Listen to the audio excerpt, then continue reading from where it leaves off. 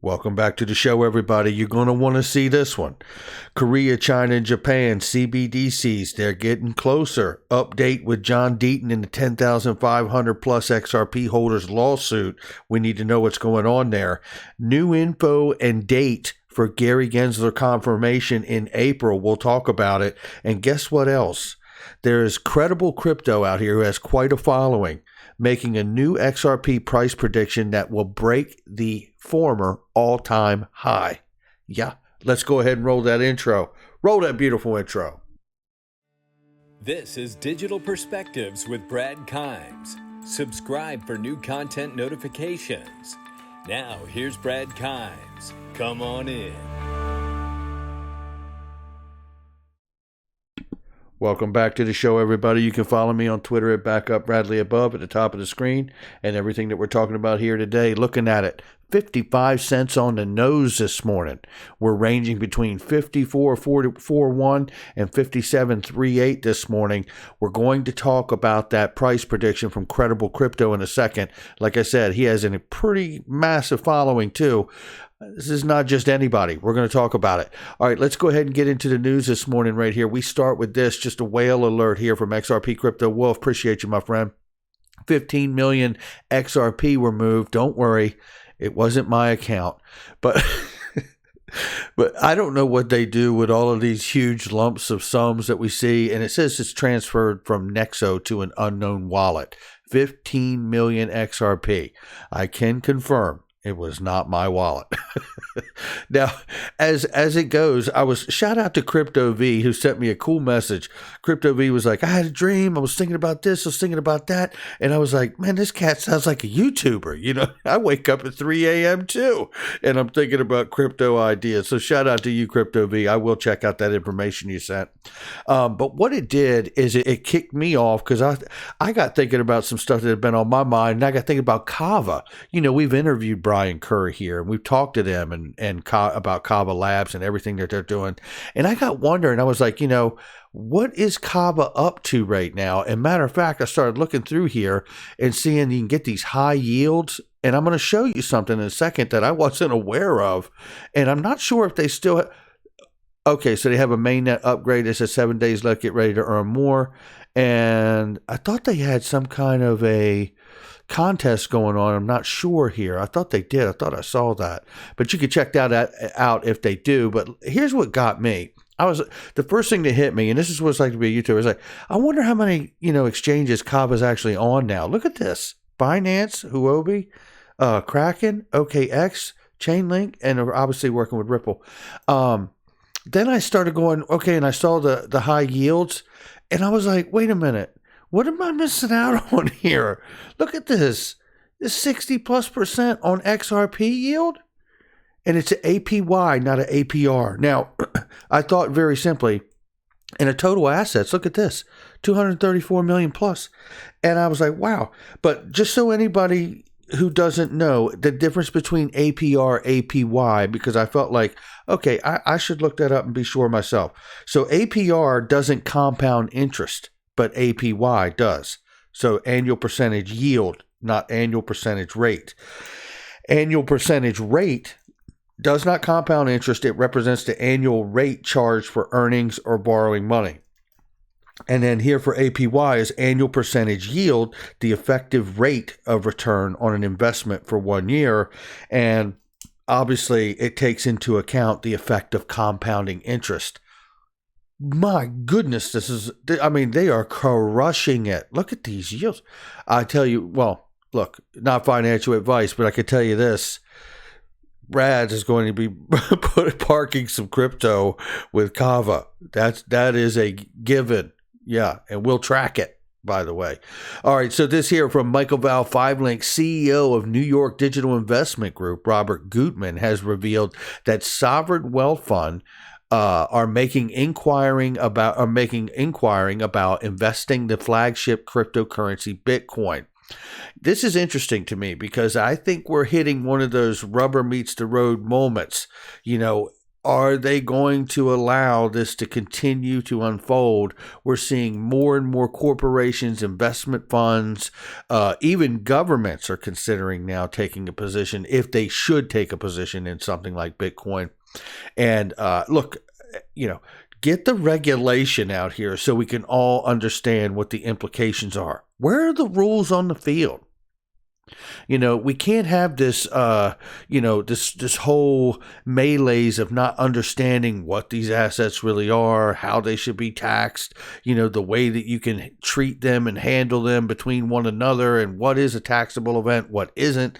Some agencies say it's property, some don't, Obviously, we need to get some clarity. We're going to talk about that in a second, too, with Gary Gensler and the confirmation date that we have for you. This is another one here, moving to CBDCs right now. This isn't just about Korea. This is about the world. It's going to be Korea, China, and Japan. You're about to see the news here. CBDCs will reduce demand for Bitcoin, says South Korea's central bank chief. And I can see this because, listen, the entire Southeast Asian market is completely acclimated when it comes to paying each other and bills and things like that through social media platforms. They are way ahead of where a lot of the rest of the world is on being able to send money through social media applications and things of that nature. So it makes sense to me for him to make that kind of a statement. So looking here, we see coming out of China now from Michael Val 5 Links. A recent report indicates that the residents from Beijing and Shanghai can now apply for a digital yuan wallet. It's moving forward. Tick-tock, tick-tock. According to the report, 6 different Chinese banks will participate in the process. Going one step further, we move to Japan now. On Friday, March 26th, the Japanese central bank said that it will start the feasibility study and test of its own CBDC digital yen starting in April. This is real. I don't know how anyone else is seeing this, but let me just tell you because everybody, one of the first things people say is, look, CBDCs, the central bank digital dollars, or the central bank's version of a stable coin, is not an investment product, Brad. I'm not going to make any money off of it. Okay, I get it. Right. Why is it important? Because the central banks want control, power, and to remain relevant. And the fact that we are reporting on the fact that they continue to move closer to testing, launching, issuing digital wallets and things of that nature tells me everything I need to know about the fact that central banks are well in this game. And if there's going to be a crypto game that continues, the on and off ramps will be their digital dollars. Bank on it. That's what all this is about. Moving now to John E. Deaton here and the case that he has with the 10,500 plus XRP holders. It seems there's been a bit of a hold up here, but let's just run through a couple of these tweets just to fill us in. And I think it's time to get John on the show. So John, I know I've given you an open invitation to be on the show, but I am going to reach out to you. I would like to sit down with you and discuss where things are at this moment. The SEC enforcement had an opportunity to respond to the right of mandamus and protect us by making it clear that they are not claiming that XRP itself is a security, but only when sold by Ripple or its executives. They wouldn't clear it up. Then they had the chance to make it. He says here in the original post that he retweeted, this is why the exchanges aren't going to relist XRP based only on the SEC attorney's comments in court. And then he highlights Section 4 and Section 5 to say only apply to a security subject to registration under Section 5. The SEC lawyer was very misleading when he answered Judge Netburn. He follows up here, clear when Netburn asked them directly. Instead, they literally misled her.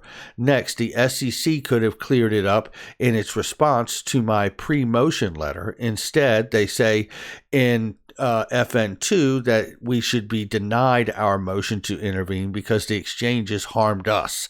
And the exchanges aren't parties to this case. See below, the SEC does not want to clear it up. They want to argue that XRP has no utility without Ripple.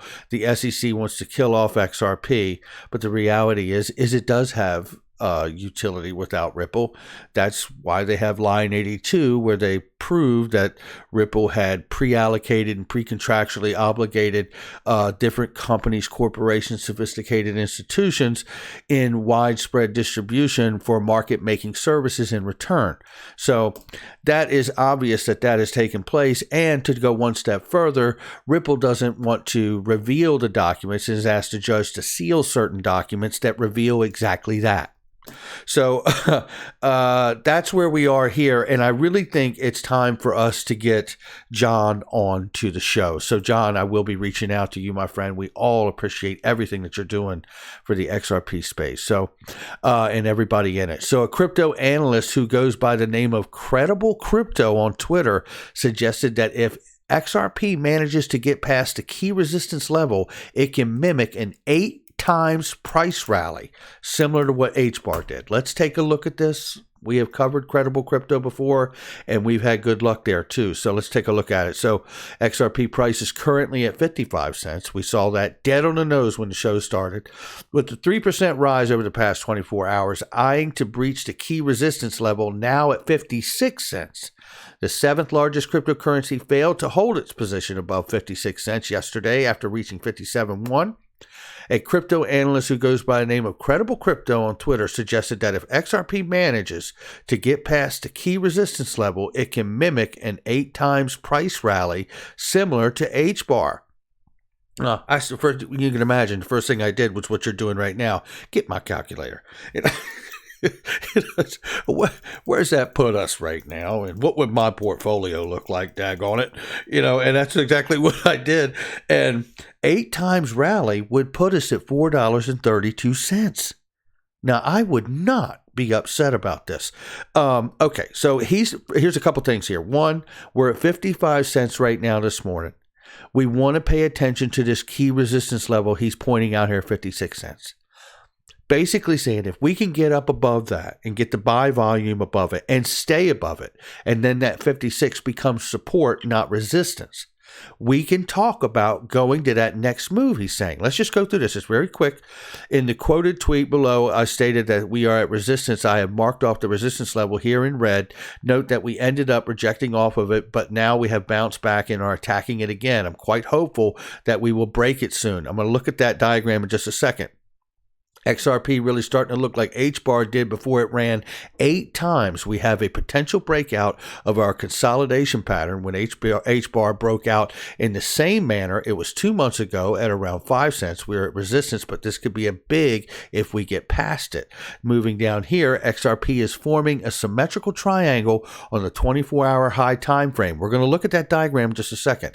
And currently in the breakout phase where it breached the trend yesterday but faced rejection soon after. It is currently moving out of the triangle again with the eyes on new yearly high. Check this out. XRP eyes the all-time high with alt season nearing its peak. Because I was listening to this, I was reading this and checking this out before I was like, I don't know if I want to cover this unless it's really solid, right? But, I was like, does he really mean 8 times high? He does. This bull run sees Bitcoin triple its previous all-time high, and many altcoins, including Ethereum, Cardano, and Polkadot, also registering new all-time highs. XRP's run was cut short by the SEC lawsuit again against Ripple in late December, followed by several crypto platforms delisting the third largest cryptocurrency from their platforms. The series of events tanked XRP price to a new 3-year low, and many believed it was probably the end of the road for XRP. However, the altcoin managed to steer through the controversy and rose to pre-lawsuit levels and beyond, honestly. XRP's price breakout from the symmetrical triangle post the key resistance at 56 cents could prove to be a golden run for the altcoin and help it breach the yearly high of 76.8 before setting the eyes on its all-time high of 384. If we 8 times from 55 cents, we're looking at a $4.32 XRP. Oh my, oh my. Well, let me tell you, I will be chanting later on today, to the gods in the heavens, right? 57 cents. Let's just stay above that 56 cents. We'll keep an eye on it, but that's exciting to me. Thank you to Credible Crypto. Here is the chart and the symmetrical triangle that they were talking about and the potential breakout happening right here at 55 cents. And we are at 55 cents actually in this pink channel here, or red or pink channel here, and the ability for it to actually test and then go up, and that's pretty much what it would look like if it started going up again. But I tell you something, Credible Crypto is not the first one. We've seen Crypto Wizard tell us. We've seen Crypto Bull 2020, Crypto Toes. We've had many, many other technical analysts align with these things. They may vary slightly, but they're all calling for the same type of scenario here.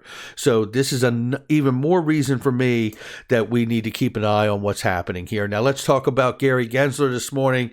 It looks like April 12th, everybody, and why not? My birthday's on April 13th. I'll be 50 this year, and I don't feel it at all. Maybe 75. Maybe that's what I'm feeling. No, I'm kidding.